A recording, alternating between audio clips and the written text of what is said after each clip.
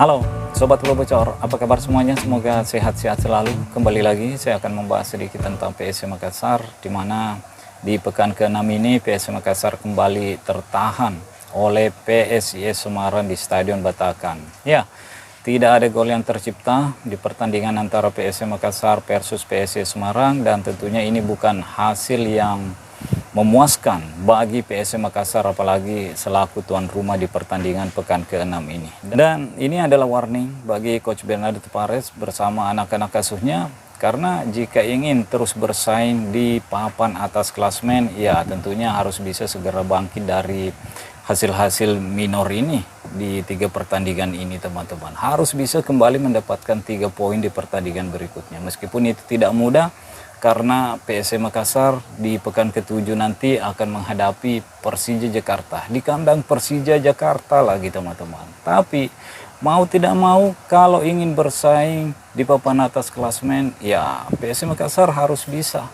mengalahkan tim-tim sekelas Persija Jakarta, harus bisa mengalahkan tim-tim sekelas Borneo FC, harus bisa mengalahkan tim-tim sekelas Bali United dan lain sebagainya, teman-teman. Karena kalau tidak, ya kita bisa tebak hasilnya, teman-teman. PSM Makassar akan berada di bawah top 6 kalau menurut saya. Lihatlah Persib Bandung berakhir dengan skor imbang. Arema FC, PSM Makassar kalah. PSIS Semarang kembali mendapatkan hasil imbang. Kalau hasilnya seperti ini terus, 2 imbang 1 kalah, ya itu tidak akan membuat PSM Makassar berada di papan atas klasmen ini, karena tim-tim yang ada di bawah PSM Makassar tentunya tidak sabar juga akan mengambil alih tempat yang ditempati oleh PSM Makassar di posisi 3 klasmen sementara. Jadi makanya saya bilang PSM Makassar harus bisa segera bangkit. Jadi kalau kita kembali ke pertandingan PSM Makassar versus PSIS Semarang, ya meskipun PSM Makassar mendapatkan hasil imbang di pekan ke-6 ini, tapi ada sedikit sisi positif yang didapatkan oleh PSM Makassar. Dari segi penguasaan bola udah cukup meningkat, karena PSM Makassar cukup menguasai jalannya pertandingan ketika menghadapi PSIS Semarang. Dari segi akurasi passing juga udah ada sedikit peningkatan, karena di 5 pertandingan sebelumnya kalau tidak salah PSM Makassar secara akurasi passing tidak mampu mencapai 70%. Tapi di pertandingan melawan PSIS Semarang, akurasi passing PSM Makassar naik 75%. Tapi secara permainan, ya kita juga melihat PSM Makassar di pertandingan ini ketika menghadapi PSIS Semarang cukup banyak melakukan passing-passing bawah. Tidak lagi mengandalkan banyak umpan-umpan lambung, umpan-umpan direct. Dan itu yang mungkin membuat peningkatan akurasi passing PSM Makassar di pertandingan melawan PSIS Semarang. Tapi lagi-lagi ada yang harus lebih ditingkatkan oleh PSM Makassar, yaitu akurasi syuting, teman-teman. Karena di pertandingan ini PSM Makassar mendapatkan 10 percobaan kalau tidak salah, tapi hanya 2 yang mampu mengarah ke gawang PSIS Semarang. Lagi-lagi ini tentunya hasilnya adalah akurasi syuting. Itu yang harus ditingkatkan. Lini depan PSM Makassar masih menjadi PR utama bagi Coach Bernardo Tavares. Harus segera dibenahi lini depan ini, karena kalau tidak, ya bagaimana PSM Makassar bisa mendapatkan kemenangan? Karena hanya gol yang bisa membuat PSM Makassar bisa mendapatkan kemenangan. Kalau lini depan PSM Makassar tidak mampu menciptakan gol ke gawang lawannya, ya kalau bukan hasil seri, ya hasil kalah yang hanya bisa didapatkan oleh PSM Makassar. Makanya lagi-lagi saya mengatakan, untuk lini depan PSM Makassar tentunya butuh penyelesaian yang segera apa yang menjadi masalah dari lini depan PSM Makassar, karena bukan tanpa peluang, tapi memang lagi-lagi kurang maksimal memanfaatkan peluang yang ia dapatkan dari 3 pertandingannya di akhir-akhir ini, teman-teman. Melawan Persib Bandung juga punya peluang yang bagus, melawan Arema FC juga banyak mendapatkan peluang tapi tidak mampu dimaksimalkan untuk menjadi gol.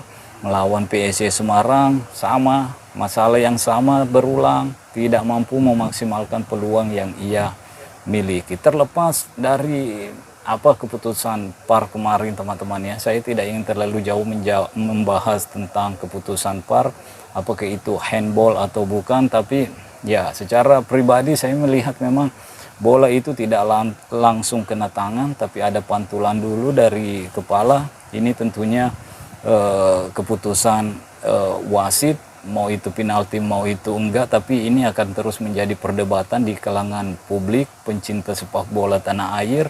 Dan kita juga harus paham, kita lagi dalam tahap perbaikan wasit juga. Meskipun ada VAR, ya tidak menutup kemungkinan juga akan ada kekeliruan dalam pengambilan keputusan yang dilakukan oleh wasit-wasit yang memimpin di pertandingan di Liga 1. Jadi ya, saya juga tidak menyalahkan wasit, saya juga tidak menyalahkan pemain, tapi kita harus paham bahwa kalau di dalam pertandingan kamu tidak bisa memanfaatkan peluang yang kamu miliki, ya tentu saja kemenangan akan sulit kamu dapatkan.